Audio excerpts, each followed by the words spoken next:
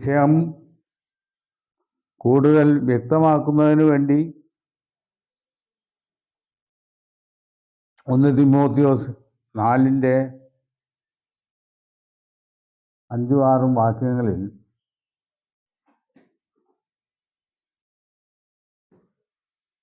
ദൈവം സകല മനുഷ്യരും രക്ഷ പ്രാപിപ്പാനും സത്യത്തിന്റെ പരിജ്ഞാനത്തിലെത്തുവാനും ഇച്ഛിക്കുന്നു.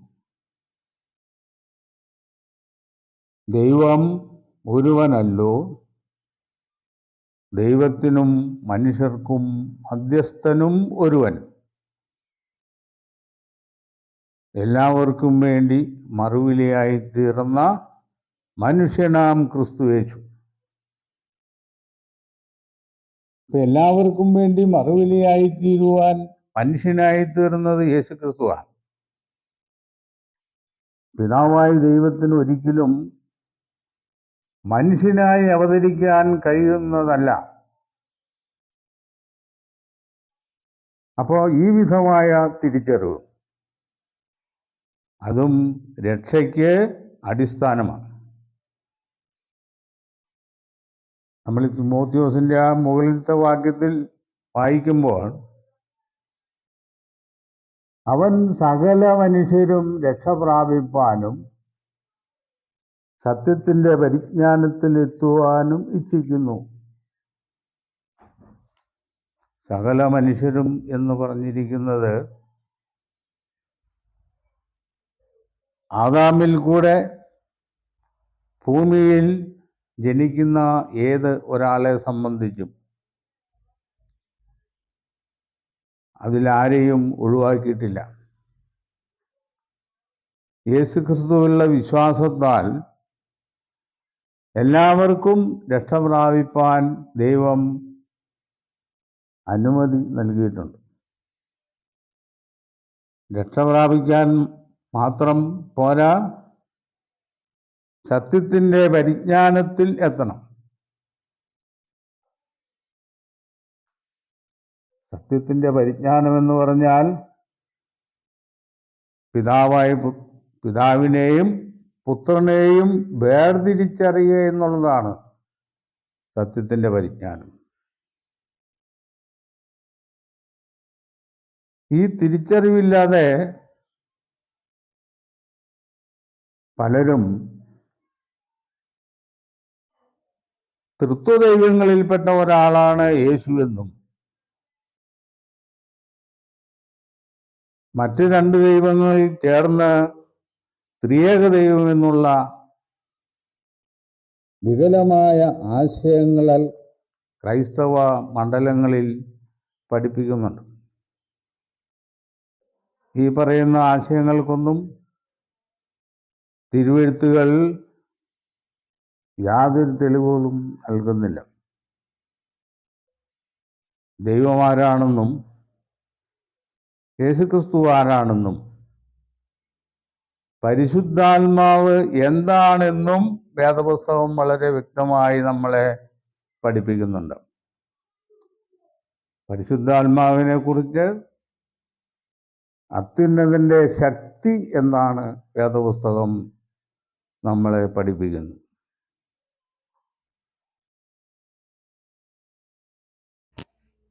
ആദിയിൽ വചനമുണ്ടായിരുന്നു, വചനം ദൈവത്തോടുകൂടെ ആയിരുന്നു, വചനം ദൈവമായിരുന്നു എന്ന് എഴുതിയിട്ടുണ്ടല്ലോ എന്ന് നിങ്ങൾക്ക് തോന്നാം. മലയാള പരിഭാഷയിൽ അതങ്ങനെ തന്നെയാണ് കിടക്കുന്നത്. ഇതിൻ്റെ ഇംഗ്ലീഷ് പരിഭാഷയിൽ എ ഗോഡ് എന്നാണ് ക്രിസ്തുവിനെ കുറിച്ച് പറഞ്ഞിരിക്കുന്നത്. വചനവും ഒരു ദൈവമായിരുന്നു എന്നുള്ള അർത്ഥത്തിൽ. പിതാവായ ദൈവം കഴിഞ്ഞാൽ പിന്നെ ദൈവമെന്ന് ഉള്ള പദവിക്ക് യോഗ്യനായിട്ട് യേശുക്രിസ്തു മാത്രമേ ഉള്ളൂ. ആ അർത്ഥത്തിൽ യേശുക്രിസ്തുവിനെ ദൈവമെന്ന് പറയുന്നതിൽ തെറ്റില്ല. പിതാവായ ദൈവത്തെ സംബന്ധിച്ച് അവൻ അനാദ്യനന്ത നിത്യനാണ്. പിതാവായ ദൈവം സ്വയം ഭവിച്ചവനാണ്. സ്വയംഭൂ എന്ന് പറയും. യേശുക്രിസ്തുവിനെ കുറിച്ച് ഈ പദവികളൊന്നുമില്ല. യേശുക്രിസ്തു പിതാവിൽ നിന്ന് ജനനം പ്രാപിച്ചവനാണ് എന്നാണ് തിരുവെഴുത്തുകൾ നമ്മെ പഠിപ്പിക്കുന്നത്.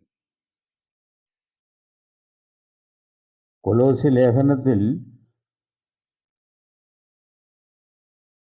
അവൻ അദൃശ്യനായ ദൈവത്തിൻ്റെ പ്രതിമയും സകല സൃഷ്ടിക്കും ആദ്യജാതനും എന്ന് എഴുതിയിരിക്കുന്നു.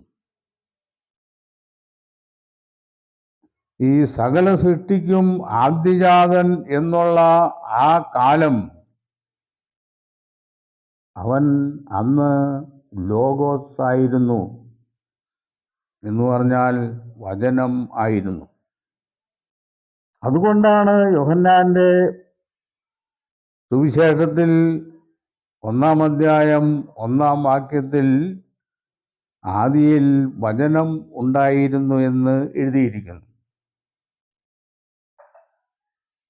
സർവ സൃഷ്ടികൾക്കും മുമ്പേ പിതാവായ ദൈവത്തിൽ നിന്നും ജനനം പ്രാപിച്ചവനാണ് യേശുക്രിസ്തു. ആ ക്രിസ്തു ദൈവത്തോടുകൂടെ ആയിരുന്നു.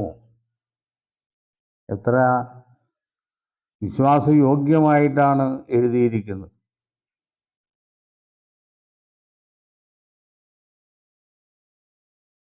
കർത്താവിൻ്റെ അത്ഭുത പ്രവർത്തനങ്ങളിൽ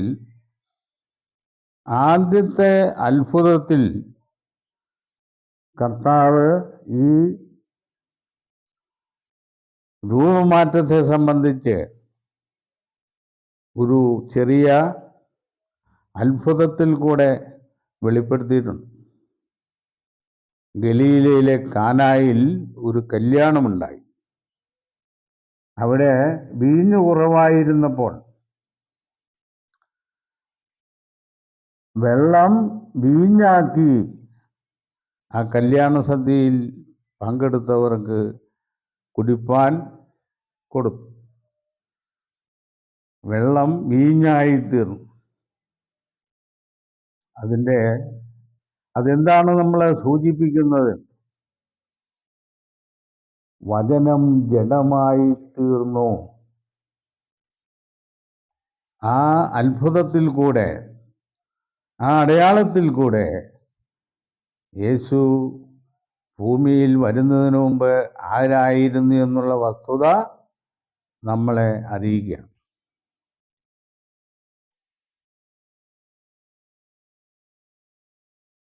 ഈ ജഡമായി തീർന്ന യേശുക്രിസ്തു അവനിൽ ജീവൻ ഉണ്ടായിരുന്നു, ജീവൻ മനുഷ്യരുടെ വെളിച്ചമായിരുന്നു എന്നായിരുന്നു. അതാണ് യേശുക്രിസ്തുവിനുള്ള പ്രത്യേകത. ആദാമ്യ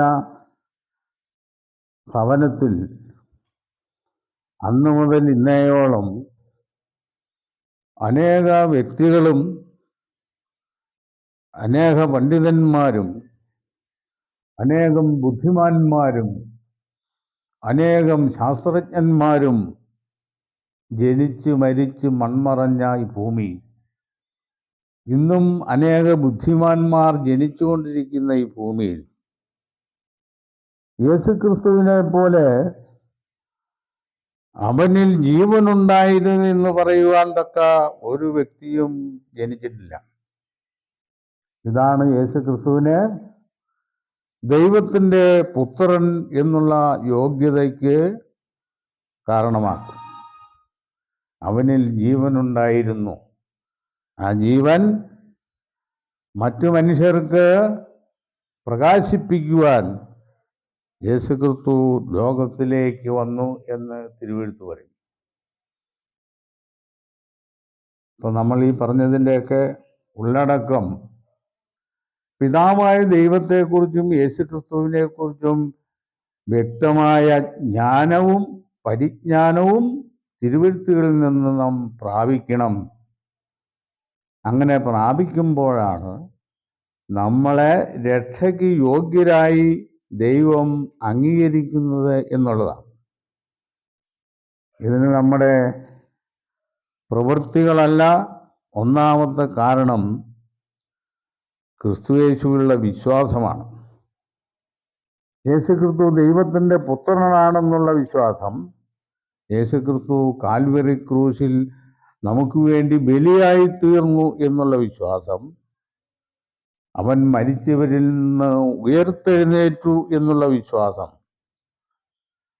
തനിക്കായി കാത്തു നിൽക്കുന്നവരുടെ രക്ഷയ്ക്കായി അവൻ വീണ്ടും പ്രത്യക്ഷനാകും എന്നുള്ള വിശ്വാസം, ഈ വിശ്വാസവും അതിനനുസരണമായ ഒരു ജീവിതമുള്ളവർക്ക് നിത്യജീവന്റെ അവകാശം പിതാവായ ദൈവം ക്രിസ്തുയേശുവിൽ കൂടി ഉറപ്പിക്കുന്നു എന്നുള്ളതാണ്. അതാണ് ക്രിസ്തുയേശുവിനെ മറ്റ് ലോക വ്യക്തികളിൽ നിന്നും വ്യത്യസ്തനായി കാണുവാൻ നമ്മളെ പ്രേരിപ്പിക്കുന്നത്. കർത്താവിൻ്റെ ജീവിതം, പ്രവൃത്തികൾ, സംഭാഷണങ്ങൾ, ഇതിൻ്റെ എല്ലാം ആകത്തുക നമ്മൾ കണക്കിലെടുക്കുമ്പോൾ യേശു ദൈവത്തിൻ്റെ പുത്രൻ ആണെന്നുള്ള ആ വലിയ പരിജ്ഞാനം നമുക്ക് തിരുവെഴുത്തുകളിൽ നിന്നും ദൈവം നൽകും എന്നുള്ളതാണ്. അപ്പം അതുകൊണ്ട് ഈ വിഷയം ഇത്രയും പറഞ്ഞ് ഞാൻ അവസാനിപ്പിക്കുകയാണ്. ആദിയിൽ വചനമുണ്ടായിരുന്നു, വചനം ദൈവത്തോടു കൂടിയായിരുന്നു, വചനം ഒരു ദൈവമായിരുന്നു.